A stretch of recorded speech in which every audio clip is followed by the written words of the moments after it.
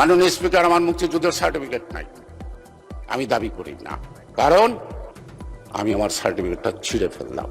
মুক্তিযুদ্ধের পর ভুয়া সার্টিফিকেটধারীদের দাপট দেখে নিজের অরিজিনাল সার্টিফিকেটটি ছিঁড়ে ফেলেছিলেন বলে জানিয়েছেন বিএনপির স্থায়ী কমিটির সদস্য ও ঢাকা ৩ আসনের সরকারি দলের সংসদ সদস্য গয়েশচন্দ্র রায়। কারণ হিসেবে তিনি জানান, যুদ্ধের বিনিময়ে কিছু প্রত্যাশা করেননি তিনি। ৩০ এপ্রিল বৃহস্পতিবার জাতীয় সংসদে রাষ্ট্রপতির ভাষণের ওপর আনীত ধন্যবাদ প্রস্তাবের আলোচনায় অংশ নিয়ে তিনি এ বক্তব্য দেন।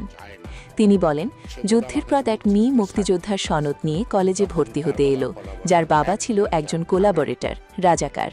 সেই দৃশ্য দেখে আমি ঘৃণা ভরে নিজের সনদ ছিঁড়ে ফেলেছিলাম। আমি মুক্তিযুদ্ধের বিনিময়ে কিছু পাওয়ার আশা করি না। নিজের দীর্ঘ রাজনৈতিক জীবনের কথা তুলে ধরে গয়েশ্বর বলেন, বিএনপি প্রতিষ্ঠার সেই মাহেন্দ্রক্ষণে রমনার বটমূলে আমি একমাত্র সাক্ষী হিসেবে আজও বেঁচে আছি। শহীদ জিয়া 18 মিনিটের মধ্যে বিএনপির ঘোষণা করেছিলেন। সেই কৃতজ্ঞতা শুধু মুখে উচ্চারণ করলে হবে না, তাদের আদর্শের পথে চলেই তা প্রমাণ করতে হবে।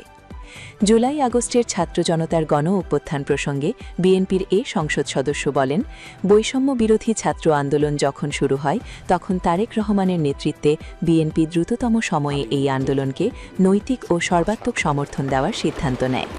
এটি কোনো একক দলের অর্জন নয়, বরং প্রাইভেট বিশ্ববিদ্যালয়ের শিক্ষার্থী থেকে শুরু করে স্কুল পড়ুয়া কিশোর কিশোরী এবং বিএনপির তৃণমূল পর্যায়ে সকল স্তরের মানুষের সম্মিলিত ত্যাগের ফসল। যারা সংসদে আছেন তাদের পাশাপাশি অসংখ্য সাধারণ মানুষ ও রাজনৈতিক কর্মী এই ফ্যাসিবাদ মুক্ত বাংলাদেশের জন্য লড়াই করেছেন।